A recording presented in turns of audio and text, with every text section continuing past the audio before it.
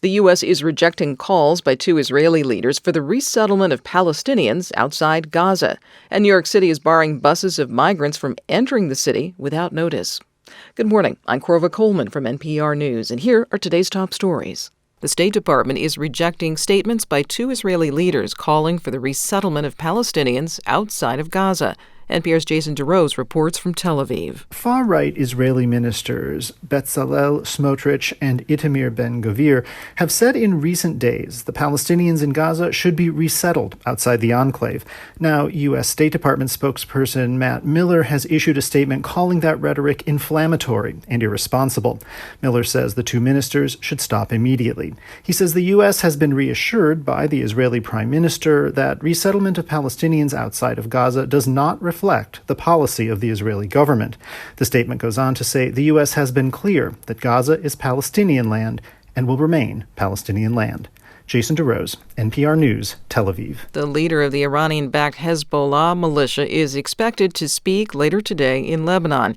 This comes a day after a top Hamas leader was assassinated in Lebanon. Israel has not claimed responsibility for this.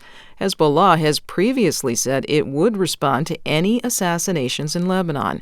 There's concern that if Hezbollah escalates attacks against Israel, Iran could get involved. New Jersey Democratic Senator Robert Menendez is facing corruption allegations. NPR's Giles Snyder says that federal prosecutors have revised their indictment against Menendez, who was accused of using his position to enrich himself. Senator Menendez is not facing any new charges in this latest version of the indictment against him, but it does expand the scope of the allegations. Menendez was initially charged for using his influence to benefit Egypt.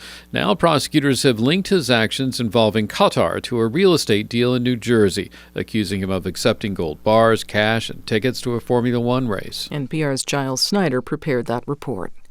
Undocumented migrants who were being bused to New York City are now stopping in New Jersey. From member station WNYC, Elizabeth Kim reports New York City's mayor is limiting the arrival of the migrant buses. Eric Adams's executive order, signed last week, was intended to thwart Texas Governor Greg Abbott's campaign of putting migrants on buses to New York City. Modeled after an order in Chicago, it requires charter buses transporting migrants to provide 32 hours notice to city officials and sets limits on the times and places that buses can arrive. But over the weekend, some bus operators circumvented the rules by dropping off migrants in New Jersey transit hubs.